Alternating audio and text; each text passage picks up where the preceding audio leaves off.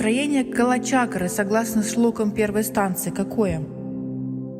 Если мы будем рассматривать тайную доктрину как комментарии к системе калачакры, то тогда мы обратимся к прологу, в котором Елена Петровна Блаватская сразу предупреждает, что можно заниматься, другими словами, этим построением калачакры, имея прежде всего два главных фактора. Это аналогия и чувство знания, которые на Западе говорят как интуиция. Чувство знания позволяет, согласно закону аналогии, проникать в сущность вещей. Весь символизм, числовое представление, геометрическое выражение пространства заключается в том, что мы должны сами интуитивно проникнуть в сущность вещей. Без этого калачакру не построишь. Если калачакру мы начнем строить чисто опираясь на рассудочность, то ее можно построить, только это будет еще худший вариант, если бы человек вообще ничего не знал о калачакре. А тогда, когда представляется именно той логикой, основанной на привычном мышлении, хоть даже и очень высокий ум в этом плане будет работать, великий ученый, то толку никакого не будет. Калачакра не будет построена. А значит, не будет развернут первый план, самый главный, который говорится в первой станции дзян с 1 по 9 шлоку. Там просто разворачивается манускрипт. И этот манускрипт разворачивается именно чувствознанием, и по аналогии мы можем тогда, как говорится в тайной доктрине, белый диск на черном фоне понять, что это такое. И, конечно же, первое, что приходит интуитивному мышлению – тьма ослепляет человеческое сознание, его восприятие этой тьмы. Просто ослепляет, и появляется белый диск. И мы уже ощущаем иное построение символа белый диск на черном фоне. Потому что это ослепление мы переносим тогда по аналогии к человеку, к человеческому глазу. Если глаз ослеплен, то белый диск, конечно, сразу же появляется в глазу. И он не уходит из поля зрения. Но когда начинается в дальнейшем поглощение этого света, то появляется черная точка. Точно так же появляется черная точка в глазу. Или, как говорится на второй странице манускрипта, это белый диск, но уже с точкой внутри. Вот так мы ощущаем символ и раскрываем этот символ. И только в этом случае мы начнем тогда число прилагать из нечисла. Потому что не число – это наша интуиция, а число – это уже аналогия. И тогда в этих ракурсах мы начнем это построение, понимая смысл, то есть осознанно. Мы способны 9 шлок вместить в виде символизма, числа, треугольников, квадратов, лучей, излучений, эманаций, потому что мы сами будем эманировать эту калачакру. Потому что мы находимся во времени, согласно этому мы и построим время, согласно космическому закону. Все станции дзян и все шлоки соответствуют построению калачакры. Первая станция – это знак зодиака Овен, это первый огонь. Иерофант этого сектора – красная лошадь, закон справедливости духа. Четвертая нидана в этом секторе – белая лошадь, изначальная справедливость или изначальный закон. Белая лошадь, она несет построение калачакры, и она есть символ прихода Калки-аватары. Пятая нидана, которым заканчивается этот первый сектор, это белая коза, кристальная, чистая, завершенная космическая любовь. Значит, все 9 шлок первой станции посвящены космической любви. Именно коза белая несет в себе 3 драгоценности. 3 драгоценности – это движение 4 лучей и 5 планет, 5-я из которых Юпитер.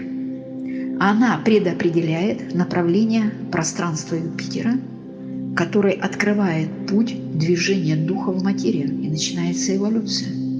С черной лошади, с изначального проявления закона, и черной козы, изначальной любви. Так, первый сектор дает импульс 4-му сектору, а коза белая становится козой черной или завершенная любовь в следующем цикле является изначальной любовью. Завершает движение первого сектора белый заяц, как принцип завершенного знания в секторе льва, и белый кабан, как завершенное проявление сознания или сумма всех сумм, сектор стрельца. Как только собирается сумма всех сумм воедино, она и дает толчок для восхождения духа. 9 творение 9 первых шлок – это принцип синего кабана или творящей мощи проявленного сознания, символа теософии, проявление ниданы белого кабана или суммы всего. 45 число, 45 нидана по калачакре или 9.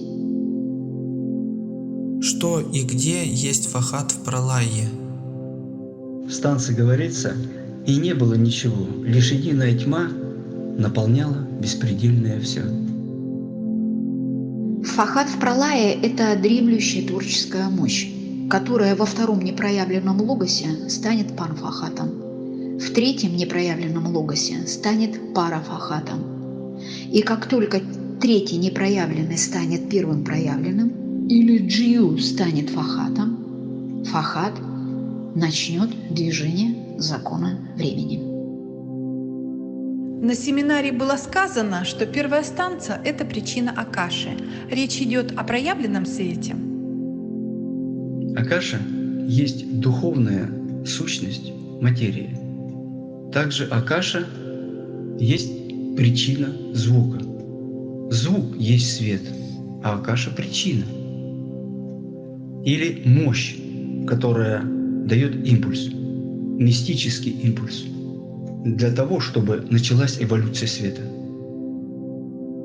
До проявления света была непроявленная тьма, которая есть причина и источник света.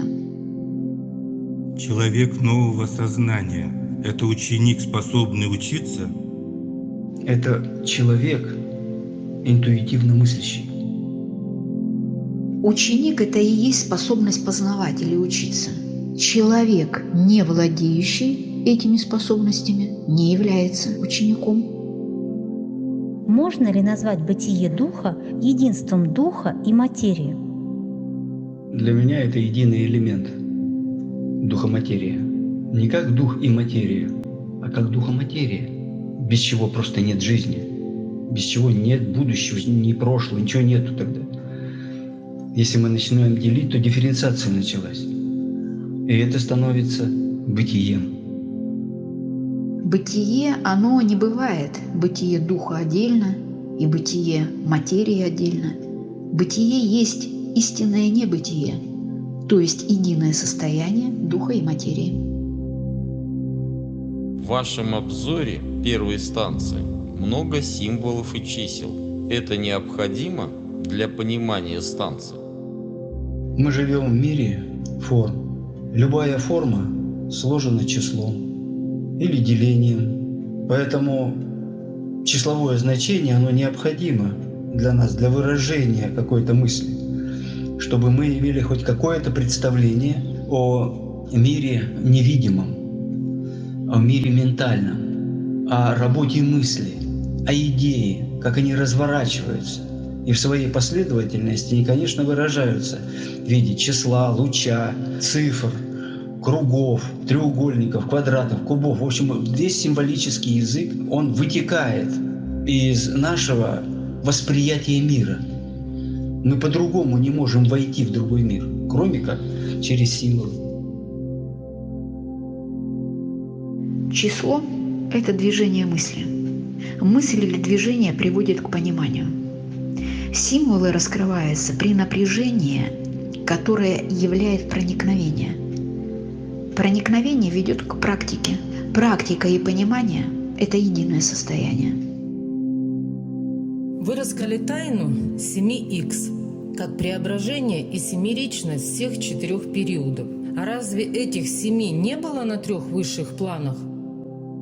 Как раз 3 высших плана и составляют мир духа вне форм. Вот мир духа внеформ, он в себе, в своей совокупности и несет всю потенцию, всю номинальность свою, выраженную через 4, через материю. И получается, духоматерия сложилась, и она в себе несет семерку. И эта духоматерия есть единый элемент. 7 на высших планах являет крест непроявленный, который в проявлении становится 4 низшими планами. Он становится крестом духа, дающим шанс или импульс стать истинно семеричным или вернуться к своему собственному логосу. Треугольник Пифагора и сокрытие семи, как тайны кармы, значит, каждый сам может раскрыть ее? Человек, познавая себя, и раскрывает эту тайну, потому что семерка и есть тайна, которая скрытая в каждом существе, в каждом атоме, от минерала и до единого. Очень сложное, я бы сказала, самое сложное понятие – это понятие кармы. Ведь ее многочисленные переплетения, образующие множеством воплощений, раскрыть, понять, узнать, которое – это подарок или шанс для человека, это наивысшая награда за страдания и прохождение препятствий. И только сам человек это может, когда карма позволит. Что существует во времени и пространстве, а что выходит за их пределы? Вы ответили, что это разум. А тогда что-то остается во времени и пространстве? Во времени и пространстве все растворяется, когда сознание бытия сливается с сознанием небытия. Во времени и пространстве остается вечность. Ахи как вдох и выдох, как первый, второй, третий уровень сознания человека, как проводники высшего почитания, которые спросили у низших, могут ли они проявляться. Как это все применить к нашей жизни? Состояние почитания необходимо человеку для того, чтобы он воспринял и осознал иерархическое начало. В этом суть трансформации человеческого сознания. В этом суть эволюции. Поэтому, если человек принял иерархическое начало, то он сотрудник. А сотрудник – это то состояние, когда мы живем понятиями высокой мысли. И созидание происходит с понятием культуры. Применение к жизни – это есть вдохновение. Вдохновение, которое появляется на каждом из 3 уровней сознания. Оно и есть истинный вздох, состояние между вдохом и выдохом Ахи. Если каждая нидана в сумме 13, то каждый человек, который рожден под ниданой, тоже имеет одинаковое число – 13. Как номинальность. А эта номинальность должна человеком вызвать, так сказать, те силы, которые будут способны создать из потенции реальное решение, реальные задачи решить, жизненные, то есть познание бытия. Вот если человек начинает познавать это бытие, то в силу этого он и становится тем 13-м, потому что тогда он проникает в сущность вещей. Потому что 13-е – это есть проникновенность, сущность вещей, идей, форм. Как внутренняя божественная сущность, которая сокрыта в каждом человеке, это и есть единый источник творения, или 13. 13 – центр мысли, центр сознания, центр внутреннего света всего человечества, единой сущности. Если полупроявленная мать становится проявленной, когда создается Вселенная или Сын, то колесо или кольцо возникает одновременно с полным проявлением матери. Полупроявленная Матерь – это состояние мула-пракрити, духа и материи. А проявленная – это дайви-пракрити. Дайви-пракрити – это и есть эволюция света. А в эволюции света присутствует фохат. Фохат начинает вращение и тем самым задает тот закон вращательно-спирального движения, которое в будущем будет назван временем, когда проявление Дайви Пракрити будет выражено через форму жизни сознания или колеса.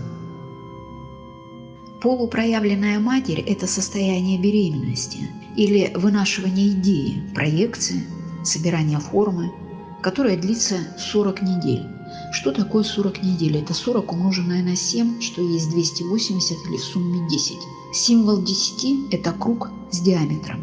То есть, когда возникает это движение, тогда Высшее сотворено и Сын рожден. И колесо начинает свое вечное движение, которому не было начала и не будет конца. То, что каждый круг соответствует одной из 7 рас, это очень интересно. Тогда можно сказать, что связывает эти круги или расы именно сокровенное знание, которое вы представили как связующее звено между причиной и следствием. Эти круги и расы нужно по аналогии отнести к человеку. И в нем мы обнаружим центры. Человек является связующим звеном.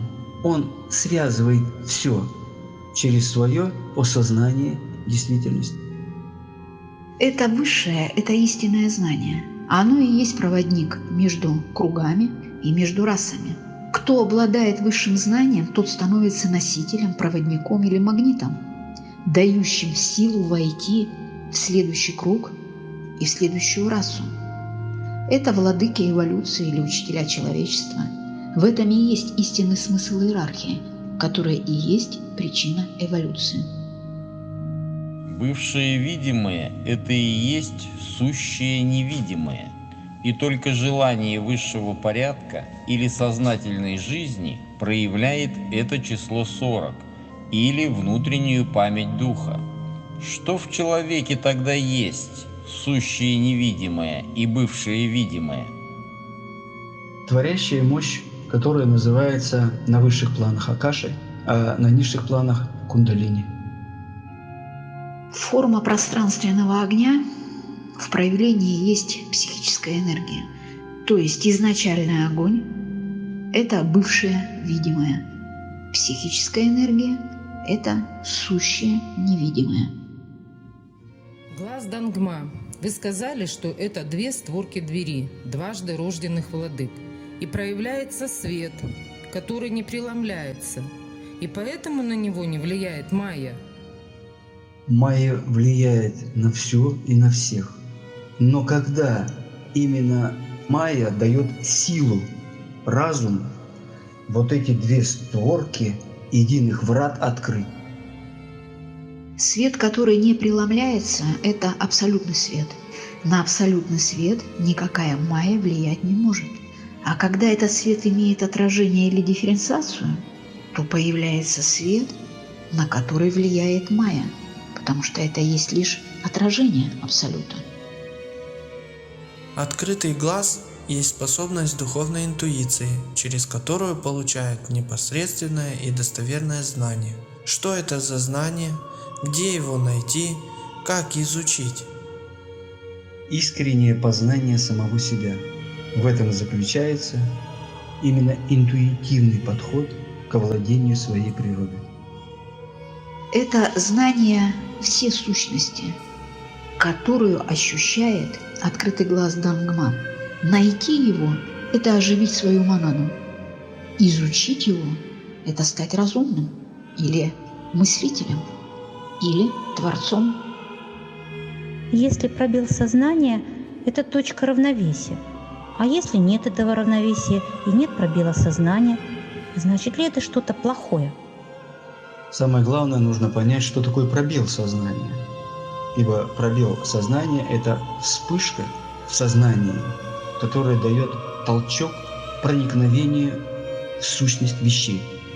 В этом заключается вообще эволюционный процесс развития человека. Именно пробуждать сознание.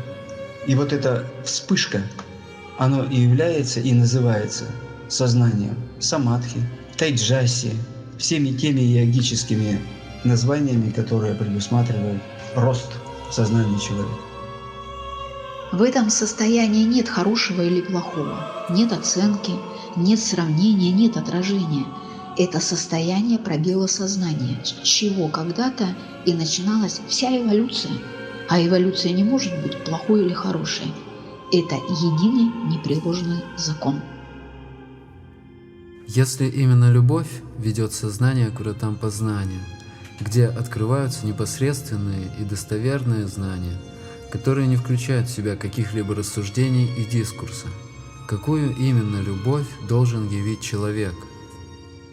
Бескорыстную любовь, самоотверженную любовь, которая выражается в виде сострадания. Если существуют знания, которые исключают любые рассуждения и дискурсы, это знание о вечности. Значит, человек должен явить любовь вечную. 9-я шлока описывает непроявленное состояние 9-го творения. Это когда 3 тройственных силы слились вместе. А какие это силы? Они составляют творящую мощь или силу любви. Дело в том, что они выражаются в виде акаши, духовной сущности материи. И вот эта духовная сущность материи в себе несет огромный потенциал. И только в человеке через поднятие кундалини возрождается истинный Творец и сотрудник, или истинная любовь. 3 тройственные силы – это свет, тепло и влага, мысль, воля и чувство, дух, душа и тело, отец, мать и сын. То есть 3 тройственные силы составляют причину, которая при слиянии в единство неминуемо становится проявлением или следствием. Если первая станция соответствует причине первого звука, то есть его проекции, и все мы обладаем способностью слышать этот первый звук, то мы тоже участвовали в самом начале построения Вселенной. Мы участвовали в начале построения Вселенной в силу эманации. Мы были эманацией. Число – это изначальный звук. Звук – это жизненная вибрация. Мы поэтому и обладаем способностью рано или поздно узнавать этот первый звук или стать числом, который исходит из нечисла при построении Вселенной. Если состояние слышать первый звук есть любовь, то тогда что есть музыка сфер, когда есть множество звуков? Если человек услышал первый звук, то тогда для него музыка сфер будет великой гармонией. Если любовь или первый звук касается сердца, то оно начинает звучать множеством звуковых вибраций и световых оттенков. Это радуга звука и света. Она создает ритм, и он позволяет ускоряться, и появляется легкость и высочайшая скорость оформления мысли. Это состояние 7-й расы, как описано в космогонических трактатах. «Я, находящийся в обители, знаю не больше вашего, но мне открыто более. Откроется и вам, если вы из пассивных наблюдателей превратитесь в делателей. Восходите в радости, друзья, постигайте с улыбкой на устах, творите в любви. Благословенна радость, несущая свободу любящим сердцам». Иоганн Себастьян Бах.